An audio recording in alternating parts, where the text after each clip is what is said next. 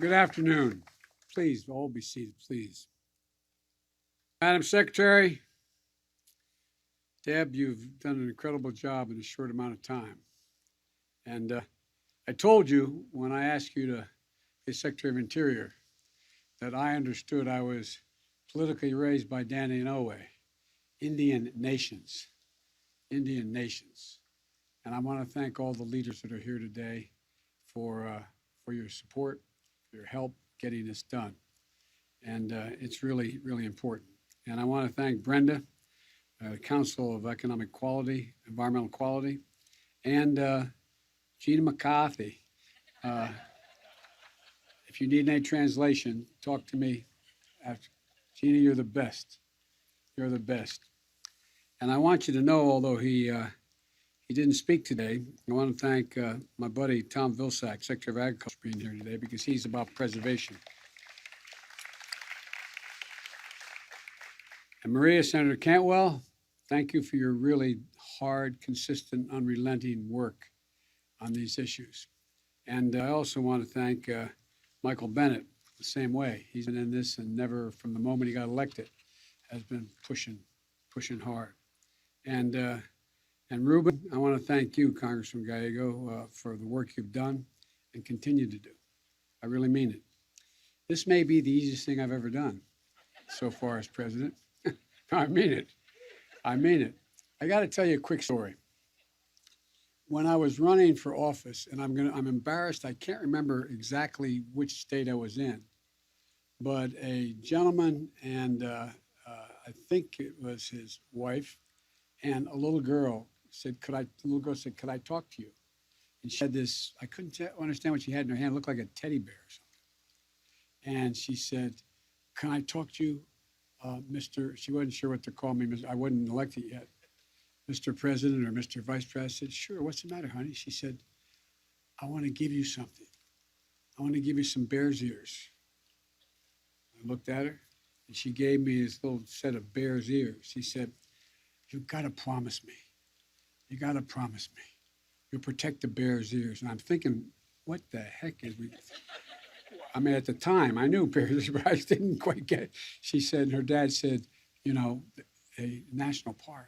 I said, oh, yes. She said, and she went and looked, she said, you promise? You promise? And I promised. And it's the easiest promise that I've made in a long time. I'm grateful to the tribal nation leaders and both those who are here with us today and those who are unable to join us. Today, I'm proud to announce the protection and expansion of three of the most treasured national monuments, our most treasured. Based on powers granted to the President under the Antiquities Act, first used more than a century ago by Teddy Roosevelt. First, Bears Ears National Monument in Utah. This is the first national monument in the country to be established at the request of federally recognized tribes, and a place of healing, as was spoken by the Secretary, a place of reverence, a sacred homeland to hundreds of generations of Native peoples. The last administration reduced the size by 85%, leaving vulnerable more than 1 million acres of cherished landscape. Today, we shall shortly be signing a proclamation to fully restore the boundaries of Bears Ears. And second, I'm restoring Utah's Grand Staircase-Escalante National Monument, a place of unique and extraordinary geology as well as biodiversity. Established as a national monument 25 years ago this month. Over the last quarter century, this land has produced a significant scientific discoveries per acre than more than any other national monument, everything from fossils to ancient indigenous artifacts. And once again, the last administration cut the size of the monument nearly in half, stripping away more than 800,000 protected acres. Today, I'm signing a proclamation to restore it to its full glory. Third, off the coast of New England, I'm restoring protection of the Northeast Canyons and Seamounts Marine National Monument. Waters teeming with life with underwater canyons as deep as parts of the Grand Canyon and underwater mountains as tall as the Appalachians. There's nothing like it in the world because its unique biodiversity, marine sciences, Scientists believe that this is a key to understanding life under the sea. President Obama established it as a national monument 5 years ago, recognizing its irreplaceable value. Again, my predecessor chipped away at its protections. The proclamation I'll be signing today is going to restore protections established by President Obama when this monument was first created. Excuse me. The protection of public lands must not become, I should say, a pendulum that swings back and forth depending on who's in public office. It's not a partisan issue. And I want to thank the members of Congress who have come together to support this important conservation work. And by the way, I might add, as a matter of courtesy, I spoke with both the senators from Utah. They didn't agree with what I was doing, but they were gracious and polite about it, and I appreciate that as well.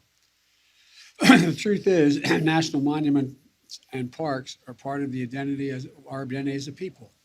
There are more than natural wonders. They're the birthright we pass from generation to generation, a birthright of every American. And preserving them is the fulfillment of a promise to our children and all those who will come to leave this world a little better than we found it. But today, our children are 3 times more likely to see climate disasters uproot and unsettle their lives than their grandparents' generation. We have to come together and understand why this work is so critical. When we protect and care for a forest, we're not just preserving the majesty of nature. We're safeguarding water sources and lessening the impact of fires. The impact of fires. We're protecting wetlands. We're not only saving birds and fish and the livelihoods of people who depend on them, we're also shoring up the natural defenses to absorb the fury of hurricanes and superstorms. Nearly 1 in 3 Americans live in a community that has been struck by weather disasters just in the last few months. Hurricanes, wildfires, droughts, heat waves. Both the Build Back Better plan and my bipartisan infrastructure agreement are going to make critical investments, significantly increasing the resilience to these devastating effects on the climate crisis. It includes creation of a civilian climate corps, similar to President Franklin Roosevelt's Civilian Conservation Corps, which is going to put diverse groups of Americans to work doing everything from restoring wetlands to protecting clean water to making forests more resilient against wildfires.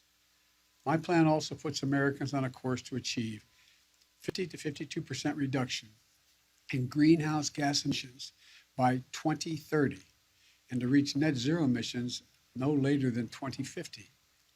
You know, achieving these ambitious goals is going to require that nature itself play a role.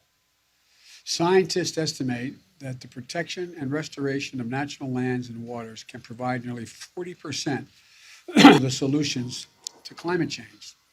That's why I'm signing these proclamations today as an additional reason.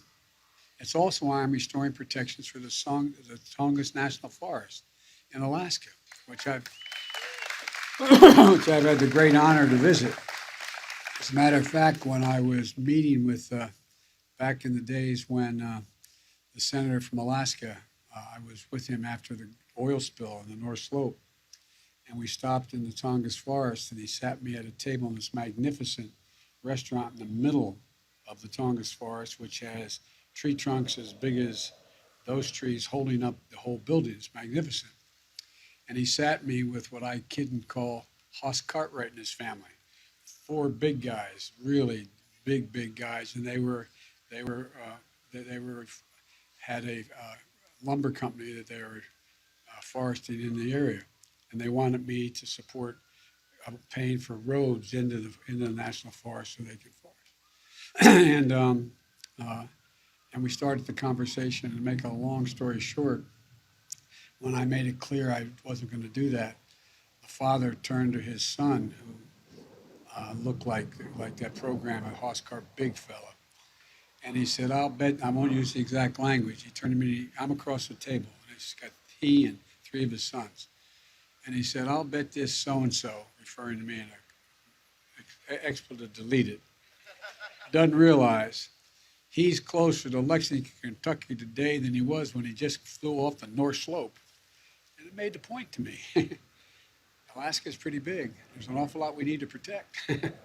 But that's why I'm working to protect Bristol Bay from mining operations that would threaten one of the world's largest salmon runs. That's why I'm refusing to sell out the Arctic National Wildlife Reserve to oil and gas traders.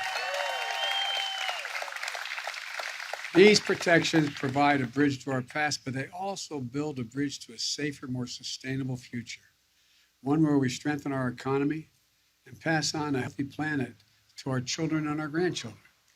Let me close with this. Edward Abbey, a writer who once worked as a ranger at the Arches National Park in Utah, wrote, and I quote, "This is the most beautiful place on earth. There are many such places. Every man, every woman carries in heart and mind the image of the ideal place, the right place, the one true home, known or unknown, actual or visionary." End of quote. Folks, that's the United States of America.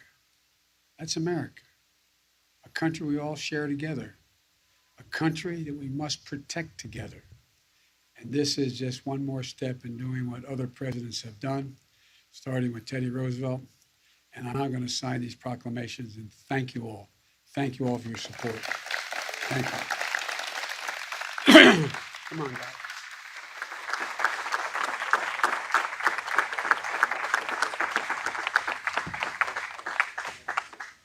All right. First one I'm signing is this grand staircase.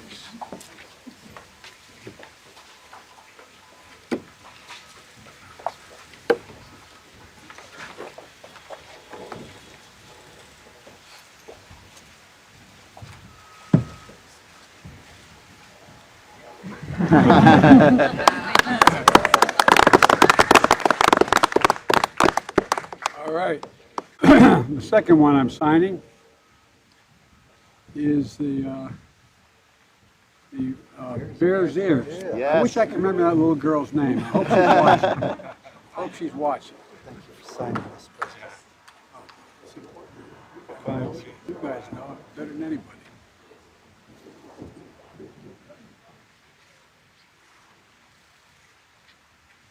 All right, there we go. I'm going to get you all a pen.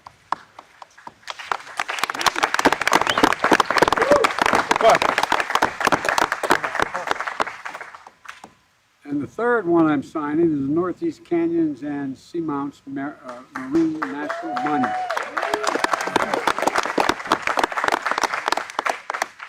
going to try to pull Barack Obama here in just a second. One. Somebody grab one who doesn't have one. Thank you, Mr. President.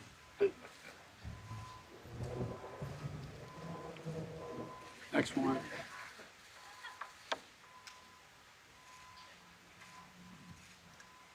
Next one.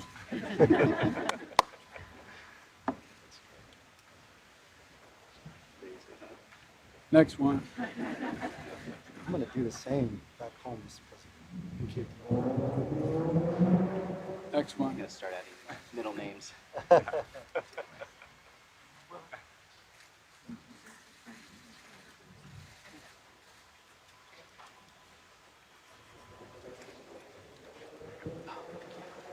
Going here. How many more? Can you get the rest of you guys? Did you get one time? Put a PS there. Yeah. P.S. more to come. Yeah, exactly. Okay, two more.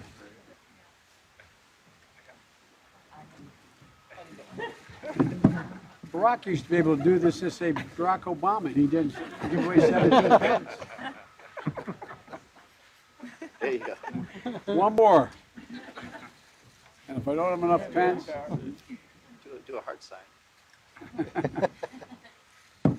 everybody get one? Yes. Yes, sir. All right. Thank you. Thank you.